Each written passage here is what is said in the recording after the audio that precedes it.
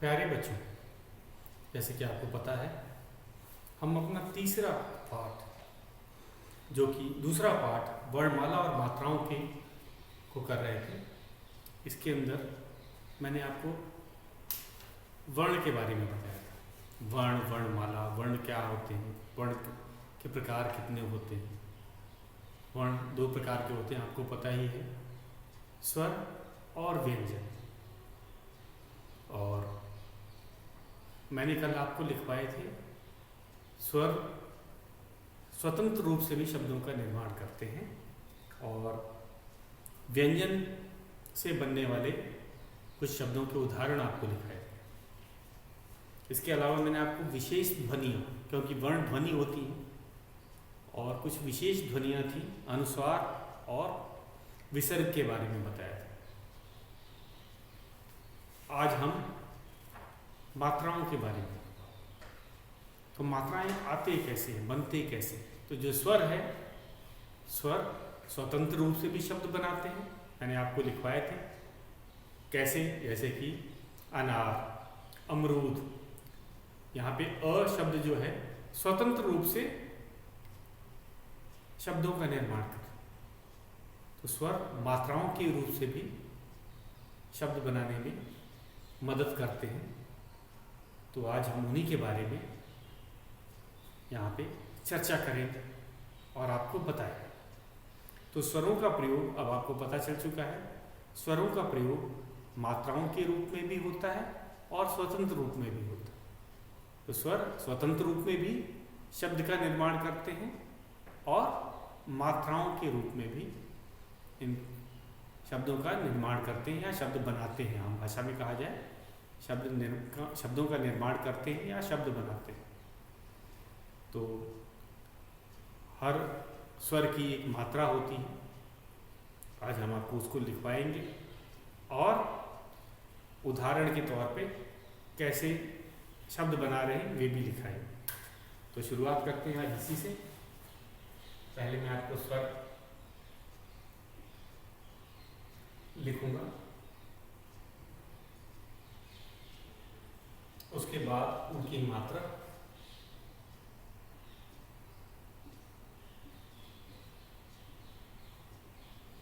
फिर आएगा व्यंजन के साथ मात्रा लगाने के बाद वे कैसे बनते हैं, इसको लिखेंगे व्यंजन के साथ मात्रा,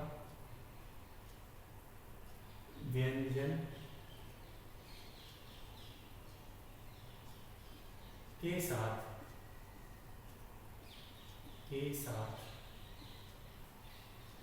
मात्रा और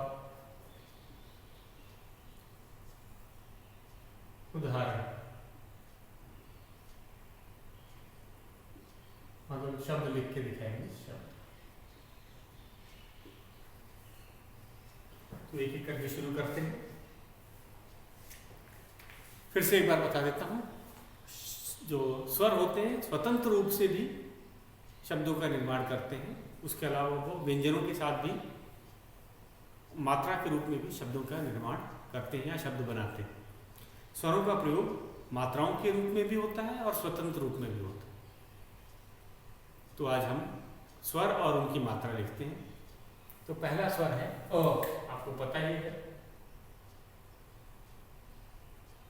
और इसकी कोई मात्रा नहीं होती, ये याद रखिएगा। एक अ स्वर ही है जिसकी कोई मात्रा नहीं होती। तो हम लिख देते हैं कोई मात्रा नहीं। बाकी हर स्वर की मात्रा होती है अ को छोड़कर, कोई मात्रा नहीं। काफी अगर क व्यंजन के साथ मिलेगा तो क्या बनेगा, तो वो क बनाएगा, क का निर्माण करेगा। तो व्यंजन, हम क व्यंजन की बात करें तो क बना, ये क व्यंजन है। इसमें हल्का निशान जो लगा है, इससे पता चलता है कि ये शुद्ध व्यंजन है, इसमें कोई स्वर मिला नहीं है। अगर हम इसमें अ स्वर मिला दिया जाए, अ स्वर, तो क्या होगा, अ, तो ये क्या बनाएगा, क बनाएगा। देखा, इसमें कोई अंतर नहीं आया, क्योंकि अ की मात्रा होती ही नहीं। तो हम क्या सीखे आज कि अ की तो कोई मात्रा ही नहीं होती। अगर वो क व्यंजन के साथ उसको जोड़ा जाए तो क बनाएगा। उदाहरण एक दो शब्द का लिख लेते हैं। कल,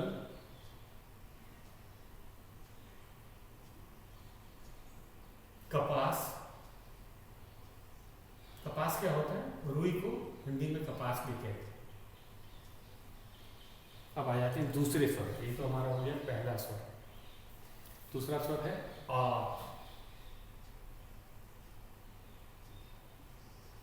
इसकी मात्रा होती है सीधी रेखा की तरह, शिरो रेखा के नीचे लगाई जाती है। और क व्यंजन के साथ अगर उसको मिला दिया जाए तो का, इस तरह लिखा जाएगा। का से काल, काला शब्द बनेंगे। तो एक दो उदाहरण भी लिख लेते हैं। कान,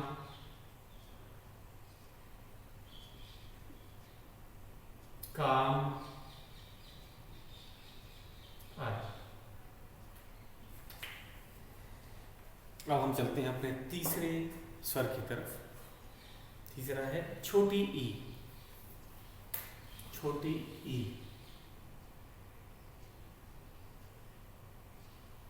इसकी मात्रा बाएं तरफ से लगती है, आपको पता ही है। और क हलंत के साथ अगर लगाया जाए, क व्यंजन के साथ, छोटी ई तो की बनाती है। क्या बनाती है? की। क पे छोटी ई, की। किला, किसान,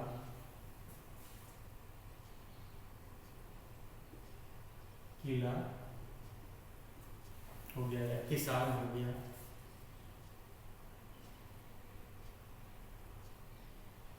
किला हो गया, किसान हो गया। उसके बाद बड़ी ई।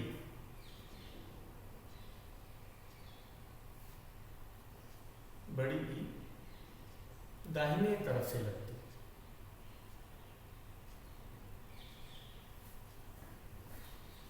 और उदाहरण के तौर पे क व्यंजन के साथ अगर हम इसे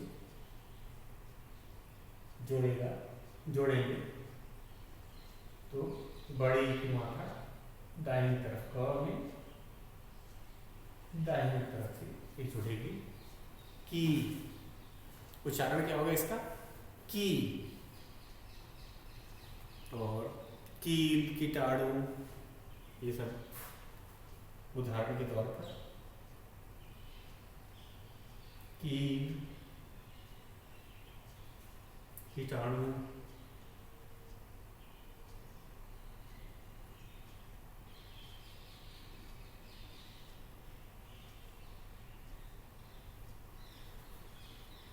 अगला है छोटा ऊ।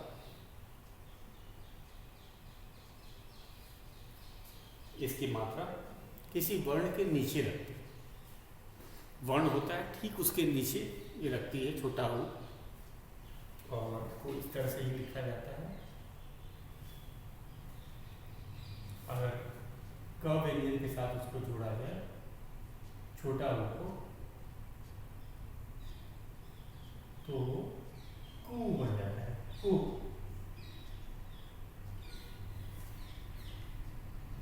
कू से कुआं,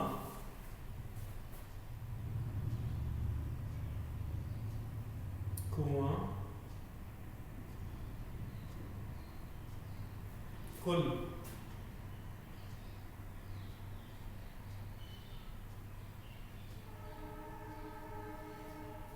अगला है बड़ा ऊ।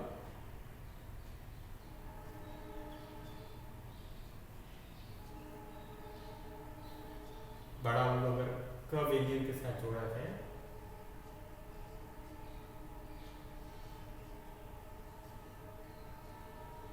तो कू बनाएगा। कू। कूप, कुएं को कूप भी कहा जाता है, कूप।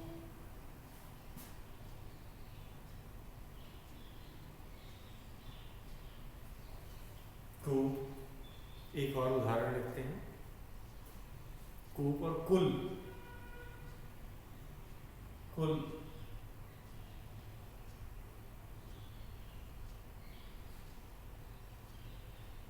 तो इसको जरा ध्यान से देख लीजिए। अगला है री, ऋषि। री बड़े ऊ के बारे में आता है। अब वर्णमाला में आपने देखा है जो री है वो बड़े ऊ के बाद आता है और ये किसी वर्ण के नीचे लगता है। कृष्ण, कृषि, ये किसी वर्ण के नीचे लगता है। अगर क हलंत के नीचे क व्यंजन के साथ इसको जोड़ा जाए, किसको, री को, तो बनेगा कृ। तो ये कृष्ण या कृषि क्या होगा, कृष्ण।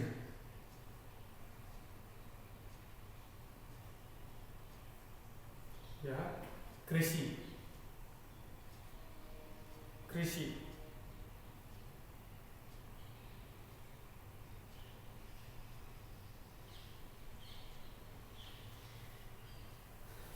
अगला है ए, छोटा ए। तो इसको मिटा देते हैं, जरा ध्यान से इसको नोट कर लीजिए। खासकर वे बच्चे जरूर नोट करेंगे जिनके पास इस समय हिंदी व्याकरण की पुस्तक में है। तो आगे लिखते हैं, इसको मैं मिटा देता हूँ। अब कितने हमारे पास स्वर बचे, और 4 स्वर बचे हैं। तो मैं इसको मिटा के उन 4 को भी लिख देता हूँ।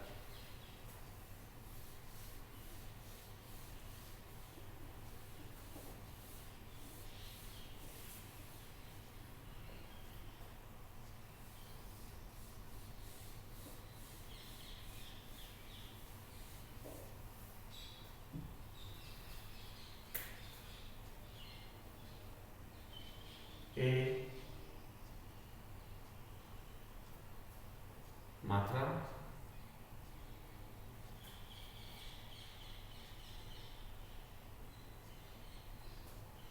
क हलंत यमा, ए, के।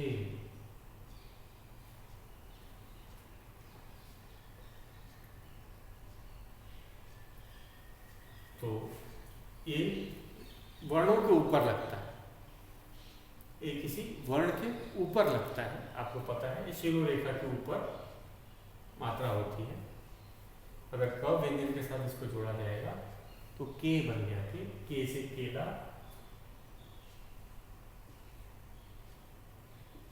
केश। बालों को केश भी कहते हैं।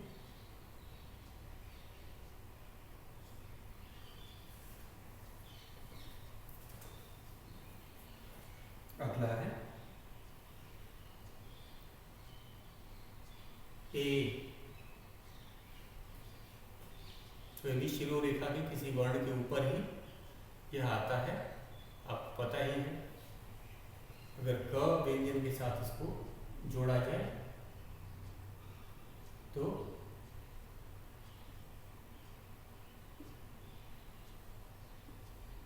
यह इस तरह लिखा जाएगा, कै। जैसे कैद, कैदी, कैदी, कैलाश,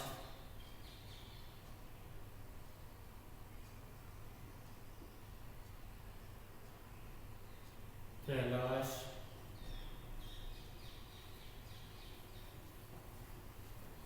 अगला स्वर है ओ।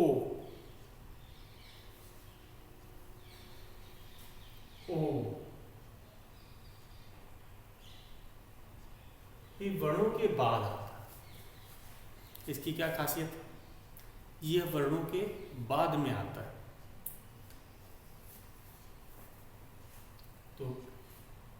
किस तरह होता है, इस तरह से होता है।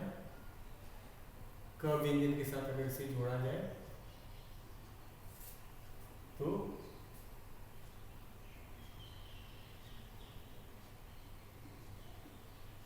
इसे लिखेंगे को, कोयल, कोड़ा आदि शब्द का निर्माण करेगा। को से कोयल,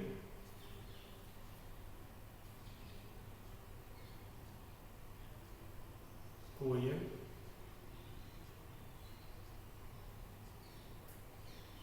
कोड़ा,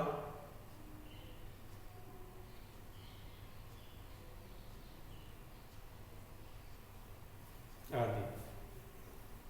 अंतिम स्वर हमारा है अ। अंतिम शब्द है अ। इसे भी वर्ण के बाद में ही लिखा जाता है। किसी वर्ण के बाद में ये आता है। शिरोरेखा के ऊपर इस तरह से और ये नीचे इस तरह से लिखा जाता है। अगर इसे व्यंजन के साथ, क व्यंजन के साथ जोड़ दिया जाए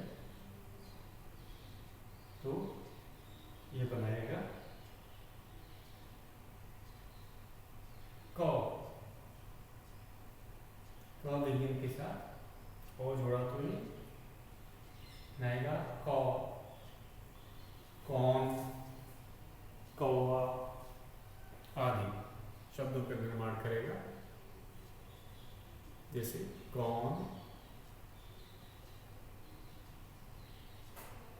कौवा,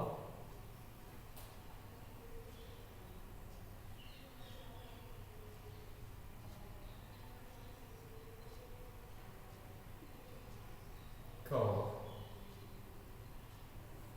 आदि।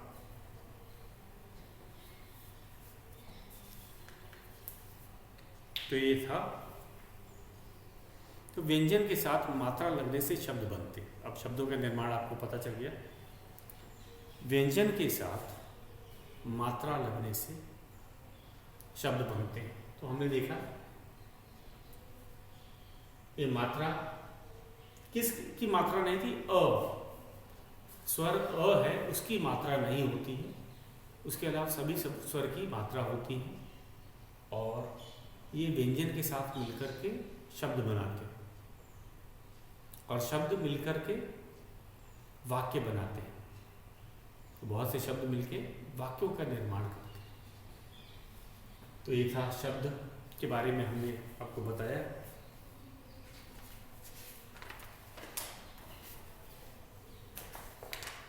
तो इस पाठ में आज हमने क्या सीखा उसको एक बार फिर से दोहरा लेते हैं।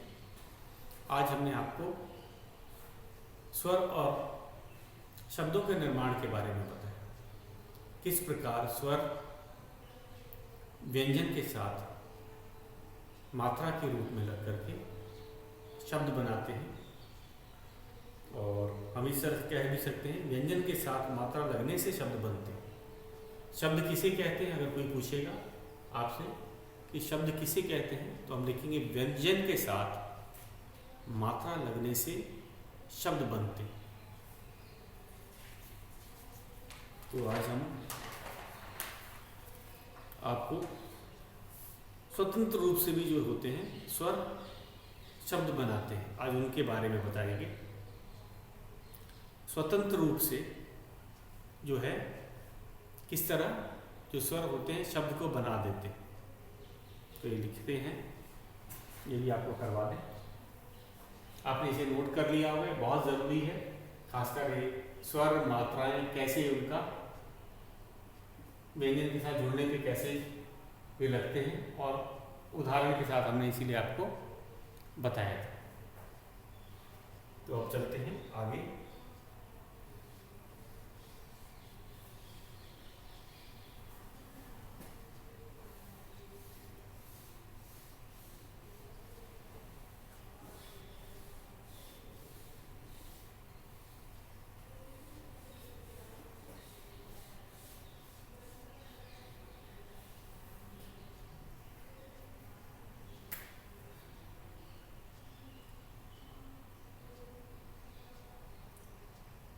स्वतंत्र रूप से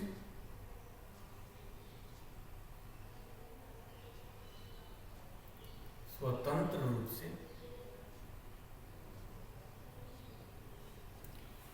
स्वतंत्र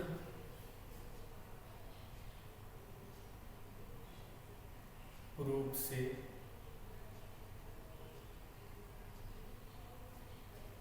स्वरों का प्रयोग, स्वरों का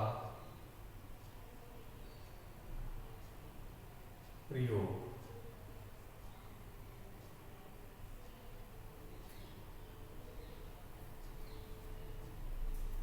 अ,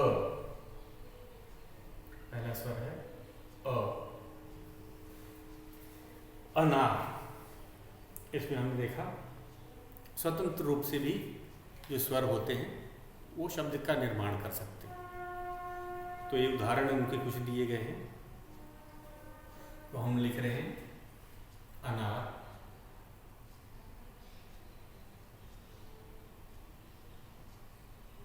आ,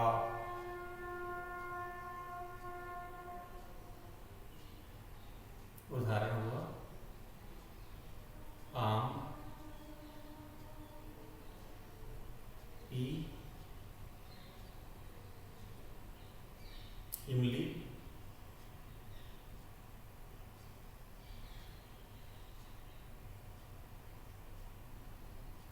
ई,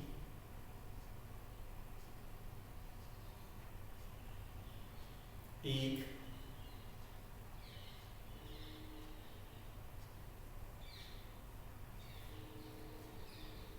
ऊ,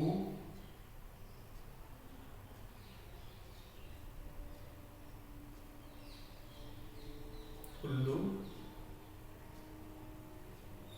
उल्लू, बड़ा ऊ, ऊन,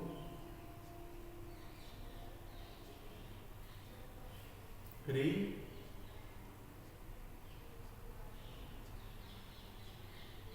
ऋषि,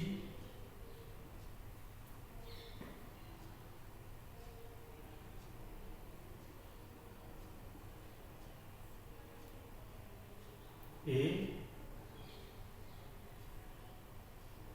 एड़ी,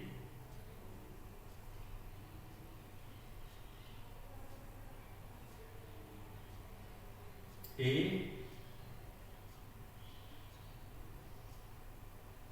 एनक,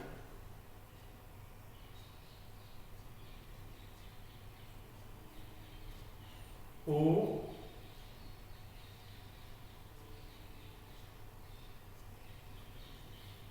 ओखली,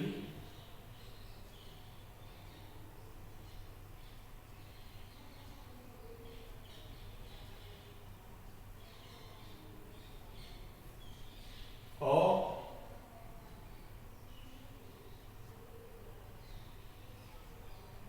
औरत,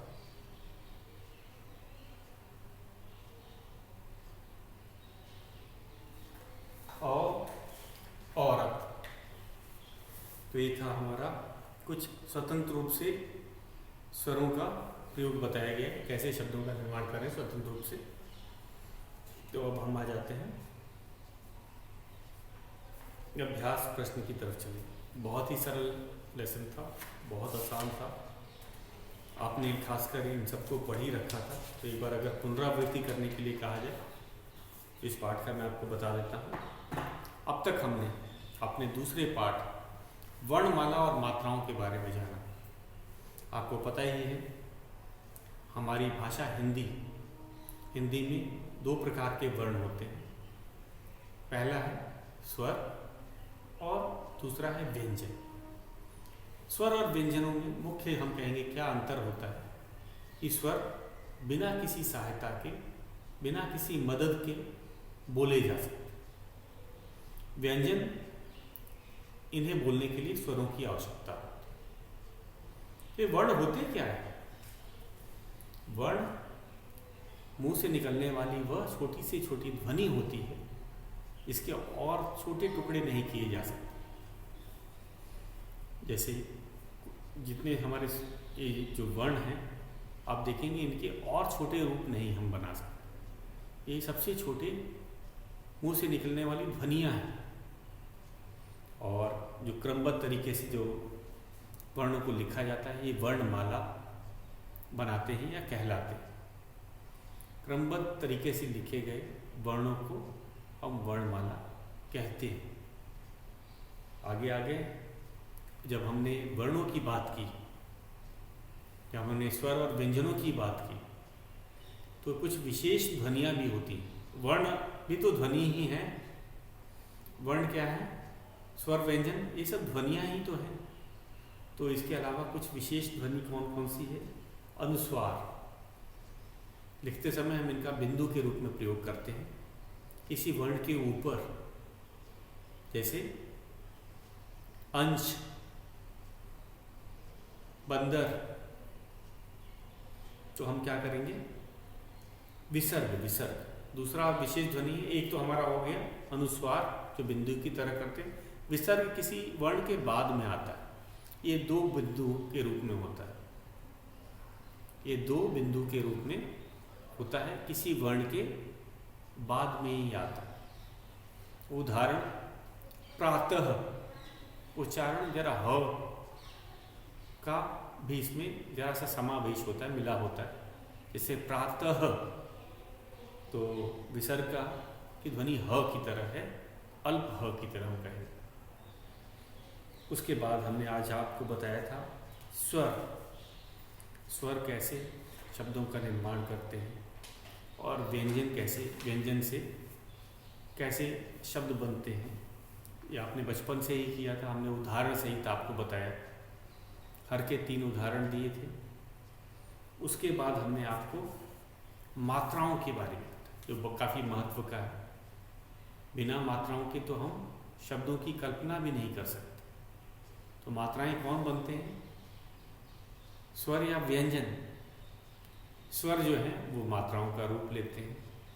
स्वतंत्र रूप से भी स्वर शब्द बना सकते हैं, लेकिन जब व्यंजन के साथ मात्रा लगते हैं तो वे शब्दों का निर्माण करते हैं। निर्माण मतलब शब्द बनाते हैं। तो मैंने आपको बताया आज हमारे स्वर और उनकी मात्राएं। मात्राएं स्वर का लिखित रूप होती हैं। अरे तो हम इसको क्या कहेंगे? इनके मात्राओं के बारे में बताया, लेकिन एक चीज़ हमने देखा कि जो अ स्वर है उसकी मात्रा नहीं होती। तो कभी परीक्षा में भी पूछा जाता है कि वह कौन सा स्वर है जिसकी मात्रा नहीं लिखी जाती, तो आप उसमें क्या लिखेंगे? अ। एकदम सही कहा, अ की कोई मात्रा नहीं होती, आ की मात्रा होती है। तो हमने आपको स्वर बताए, उनकी मात्रा बताई, और वो व्यंजन के साथ मिलकर के कैसे शब्द बनाते हैं उनके बारे में भी आज आपको बताया। और तो ये था हमारा पाठ। एक परिभाषा इसमें आपको मैंने बताई शब्द की। शब्द किसे कहते हैं? परीक्षा में पूछा जा सकता है, तो आप बताएंगे व्यंजन के साथ मात्रा लगाने से शब्द बनते हैं। व्यंजन के साथ मात्रा लगाने से शब्द बनते हैं। इसके अलावा आज हमने एक और आपको बताया कि स्वतंत्र रूप से स्वरों का प्रयोग। तो कभी ये ही मत मान लेना कि केवल जो स्वर है मात्रा का ही रूप लेकर के व्यंजन के साथ लगते हैं। नहीं, वे स्वतंत्र रूप से भी शब्द बना सकते हैं। जैसे ये हमने आज बनाया आपको, स्वर है और स्वर है। अ से कौन सा शब्द बना? अनार। फल का नाम है। आ से आम। तो यहाँ हमने देखा कि जो स्वर है स्वतंत्र रूप से भी स्वरों का हम लोग प्रयोग कर सकते हैं शब्द बनाने में। तो मात्रा के रूप में तो कर ही रहे हैं, स्वतंत्र रूप से भी हम इनका प्रयोग कर सकते हैं। तो आज के लिए इतना ही। कल हम इस पाठ के अभ्यास प्रश्नों को आपकी मदद से हल करेंगे। तो बच्चों आज के लिए बस इतना ही।